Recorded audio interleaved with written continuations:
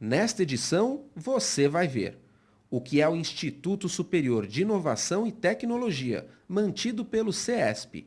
Ele tem como meta oferecer curso de graduação em 2013, após o devido credenciamento junto ao Ministério da Educação. Veja a nova edição do JE versão impressa.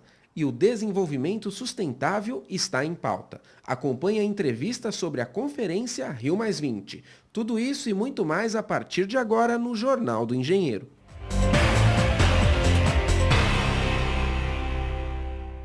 Eu gostaria de falar com vocês sobre o EasyTech. O EasyTech é a nossa faculdade de engenharia de inovação, onde nós, todos do Sindicato de Engenheiros, através de discussões junto à diretoria plena, à diretoria executiva do sindicato, nós discutimos e montamos uma faculdade, estamos montando uma faculdade de engenharia de inovação para dar contribuição ao mercado brasileiro, contribuição à sociedade brasileira.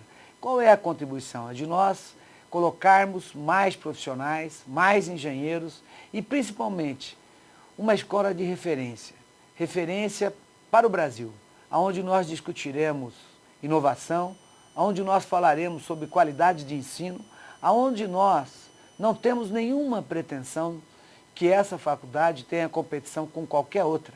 A ideia é que nós tenhamos uma faculdade referência e que a gente possa ter pós-graduados, mestrados, doutorados voltados à indústria e não simplesmente na academia, voltados à indústria, à necessidade da indústria. A ideia é que nós tenhamos aperfeiçoamentos técnicos, nós temos extensões de cursos dedicados também à necessidade do mercado, à necessidade da empresa, à necessidade da indústria.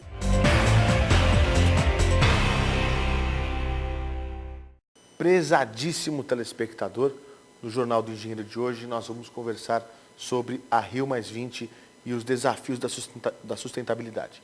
Para isso, nós recebemos Rubens Born, engenheiro civil, ambiental, na realidade também fez sociologia, medicina sanitária, enfim, uma série de atividades. Até a nossa produção brincou dizendo o seguinte, é o engenheiro universal. O Rubens Born também é coordenador da ONG Vitae Civilis. Um prazer recebê-lo nos nossos estúdios. E também queria saudar Allen Habert, que é engenheiro de produção e diretor da CNTU, a Confederação Nacional dos Trabalhadores Universitários Regulamentados. E entre as profissões está a profissão de engenharia. Também uma alegria recebê-lo. Obrigado, prazer em estar aqui com vocês. Eu vou aproveitar a presença de vocês e estabelecer aqui o debate sobre a Rio+20 e explorar um pouquinho o Rubens Born, que acabou de chegar de Nova York, numa reunião da ONU, que debatia os preparativos da Rio+20, que vai acontecer em junho no Brasil. Então, eu lhe pergunto, como é que você e a ONU esperam a representatividade política do evento, considerando que, em 1992, o Brasil recebeu mais de 100 chefes de Estado no Rio de Janeiro, teve até uma mobilização do Exército, junto com as polícias civil, militar e federal, para fazer a segurança desse pessoal todo. Como é que está a representatividade política e a vontade de acertar dos países? Bem, do ponto de vista de presença de chefes de Estado e chefes de governo, o que o governo brasileiro anuncia na Comissão Nacional, na qual eu estou membro em nome do Fórum Brasileiro de ONGs e Movimentos Sociais, a expectativa é de pelo menos 120 chefes de Estado. Mas, diferentemente de 92, agora nós temos as redes sociais, a internet, haverá transmissão ao vivo via internet. Portanto, nós achamos que a Rio+20 pode potencialmente ter uma grande repercussão global, no momento que não precisa estar fisicamente presente no Rio de Janeiro para acompanhar essa Conferência das Nações Unidas sobre Desenvolvimento Sustentável, ou também os eventos paralelos. Tem uma infinidade de eventos paralelos. Tem o Congresso Mundial de Governança, Justiça e Direito Ambiental, onde juízes, procuradores gerais do Estado e outros vão participar, o Congresso Mundial de Autoridades Locais e, sobretudo, a Cúpula dos Povos, que, comparativamente ao Fórum Global 92, que foi o espaço da sociedade civil no Parque Flamengo, também espera reunir milhares de organizações, sindicatos, trabalhadores, de todas as categorias. Um debate mais amplo, mas o debate vai se fazer. Já está acontecendo não só na ONU, na sociedade civil, em diferentes eventos. Recentemente, no começo do ano, teve o Fórum Social Mundial Temático em Porto Alegre, onde também o foco é Rio+20, ou seja, o debate de desenvolvimento sustentável. Perfeito. E eu perguntaria agora para o Alan Habert a respeito do dilema desenvolvimento econômico e sustentabilidade. É possível você conciliar o desenvolvimento econômico, o progresso econômico e a sustentabilidade? Ou necessariamente quem se desenvolve economicamente tem que poluir? Eu queria, assim, antes comentar, Fernando, a importância do Brasil estar sediando, né, nos últimos 20 anos, essas duas grandes Copas do Mundo da política. Porque, no fundo, qual é a diferença? Nós vamos ter mais de 120 chefes de Estado, mas com 60 mil pessoas empurrando isso, não é? Então, são 30 mil brasileiros, 30 mil de fora, portanto, é um grande momento para a gente lutar no mundo por um novo modelo de desenvolvimento sustentável. Esse novo modelo, ele tem um tripé, não é? Quer dizer, além da questão econômica, social e ambiental, obviamente envelopado pela questão política, não é?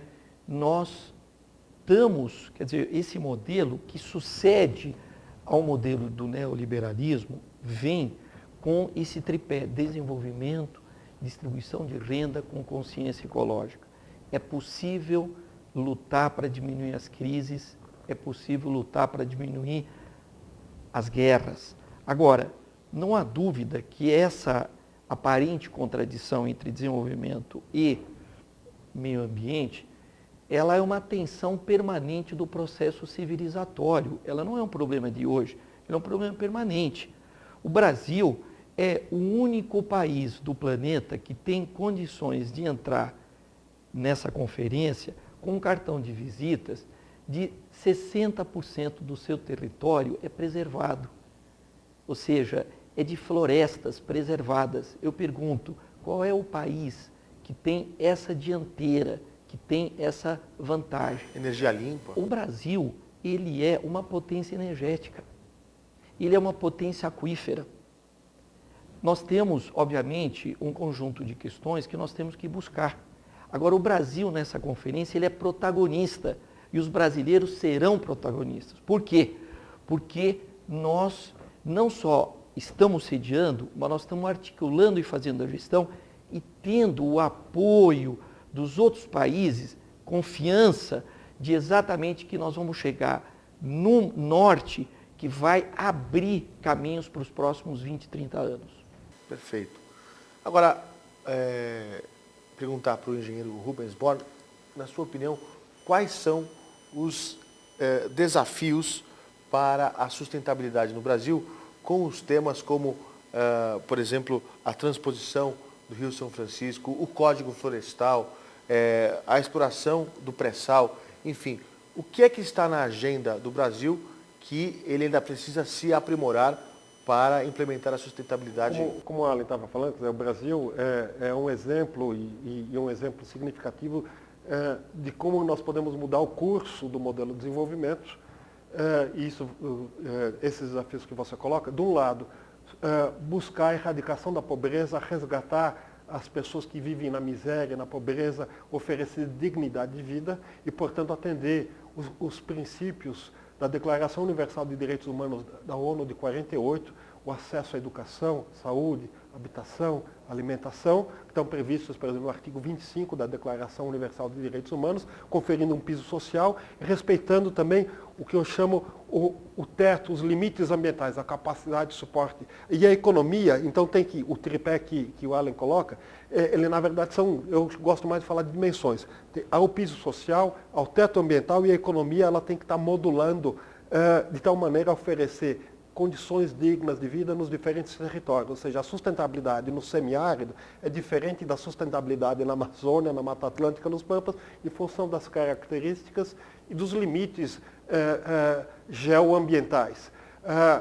O debate sobre o Código Florestal, transposição de água, dizem respeito a de que maneira nós reorientamos a nossa produção de forma a atender às necessidades de consumo sustentável da população dentro de condições de direitos humanos e condições dignas de vida. E esse tipo de abordagem também se aplica em outros países. Portanto, não se trata somente, como o Alan colocou muito bem, de olhar o potencial, mas as tendências. O planeta está numa tendência ruim.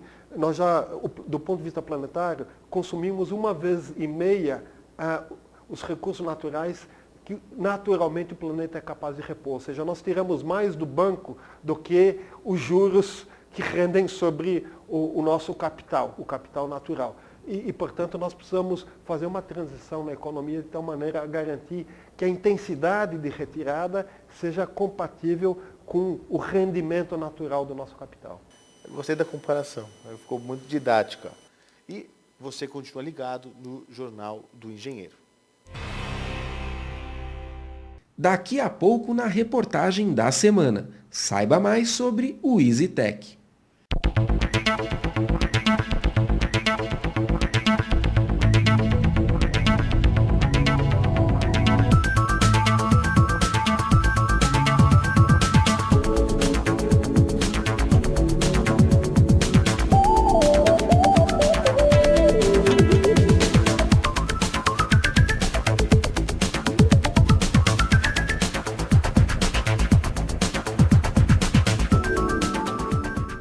O Jornal do Engenheiro publicou de que maneira as novas tecnologias podem resolver desafios da atualidade. Enchentes, mobilidade urbana, poluição. Leia a íntegra em nosso portal.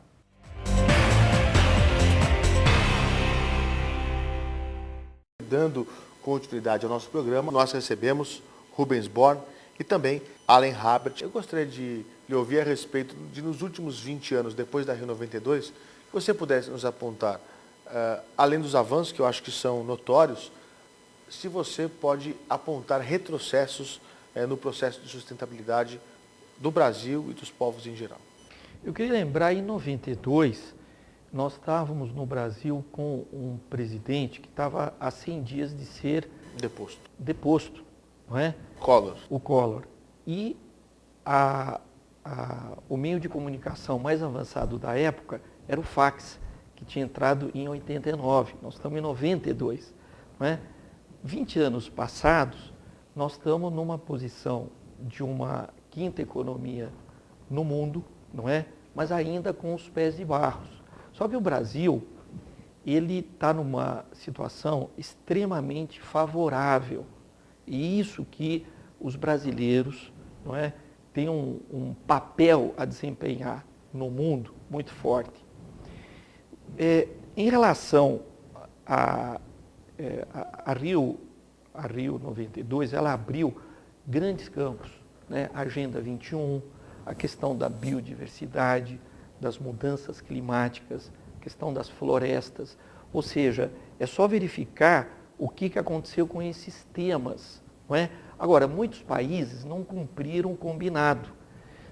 Foi criado um sistema de reuniões intermediárias, chamadas COP, que nós já tivemos 19, não é verdade? Só que com problemas. Por quê? Porque os compromissos não eram cumpridos, principalmente pelas grandes nações. O que nós estamos esperando? O que nós estamos esperando? Exatamente. O que nós estamos esperando agora? Agora, posto essa experiência, nós vamos asfaltar uma nova forma, inclusive de governança de tudo isso. Ou seja, o Brasil trabalha também para que a gente não repita, né, do ponto de vista da articulação institucional, os mesmos equívocos que nós já tivemos. Perfeito. Um dos momentos finais dessa nossa entrevista, eu queria perguntar para o Rubens Born agora a respeito do seguinte. O ex-vice-presidente norte-americano Al Gore fez aquele documentário falando a respeito das mudanças climáticas e tudo mais. Tal. E chamou a atenção do mundo para a questão do aquecimento global. Eu lhe pergunto, os países mais industrializados, como é que eles se colocam nesse debate, se, segundo o próprio Al Gore, foram, ele não aponta diretamente, mas indiretamente ele acaba apontando esses países como os responsáveis pelo aquecimento global. E agora vem esses países e querem ditar as regras. Não, tem que emitir tanto de CO2, nós vamos fazer assim, vamos fazer assado. Quer dizer, como é que fica o posicionamento geopolítico dessas nações? Na verdade, todo o processo de negociação da Convenção de Clima e do Protocolo Kyoto não é.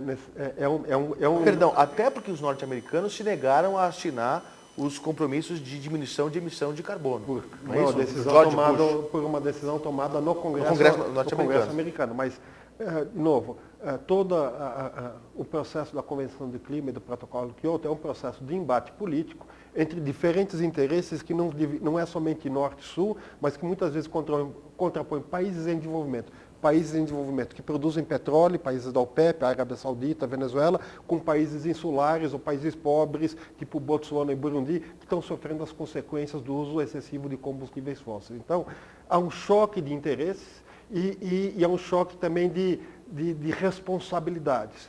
De um lado, de fato, os países industrializados que primeiro acumularam materialmente o chamado progresso em troca de grande contaminação atmosférica, e nós não achamos correto seguir o mesmo caminho.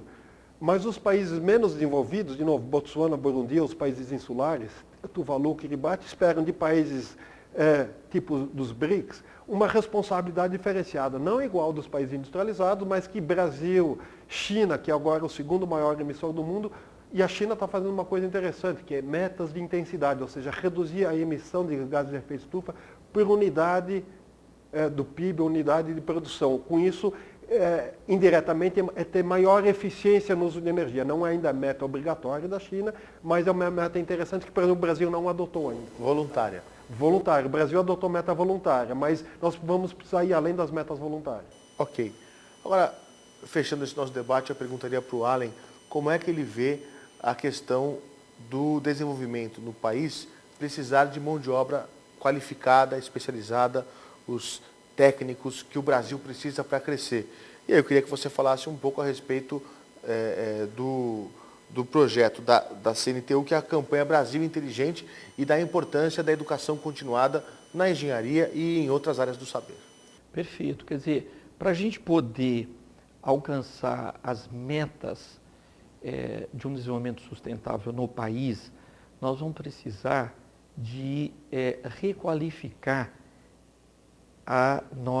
os nossos recursos humanos, não é verdade? Quer dizer, ou seja, a nossa população economicamente ativa é de 93 milhões de trabalhadores, dos quais 10 milhões de profissionais universitários. Então, a CNTU, não é, as federações e os sindicatos, trabalham no sentido de a gente poder ter aqui no Brasil as condições de uma educação continuada dentro do processo de trabalho. Ou seja, no mínimo 12 dias por ano, para que o profissional possa se requalificar durante a jornada de trabalho sem ônus para os seus vencimentos. Por quê? Porque se a gente aposta na inovação, não é? E todo mundo hoje fala na questão da inovação como motor do desenvolvimento, nós precisamos entender que inovação é investir em cérebros. E para investir em cérebros, nós precisamos investir exatamente no conhecimento e nas condições para esse profissional se desenvolver. A CNTU, não é, lançou agora, no final do ano passado, uma campanha exatamente chamada Brasil Inteligente. E essa campanha, ela trabalha no sentido de materializar um conjunto de iniciativas para que aconteça exatamente as possibilidades da construção. Então, por exemplo, se no Brasil temos 33% de desperdício de água, não é, que é um absurdo, 1/3 da nossa água produzida é perdida, nós precisamos chegar em 15% em 10 anos. Então, isso é uma batalha, não é? Ou seja, nós não temos condições de pensar um Brasil de classe média sem a gente trabalhar, por exemplo, a questão do desperdício, sem trabalhar a questão da promoção da educação para valer nesse país. E nós vamos ter condições de fazer isso. Perfeito. Eu queria agradecer demais a presença do Rubens Born e do Allen Habert, engenheiros aqui no Jornal do Engenheiro, tratando sobre assuntos importantes para o Brasil e para o mundo. Muitíssimo obrigado. Obrigado. Obrigado. E na sequência você continua ligado no Jornal do Engenheiro. O CESP, em parceria com o BB Previdência, coloca à disposição dos associados um plano complementar de aposentadoria. Saiba mais acessando o nosso site www.cesp.org.br.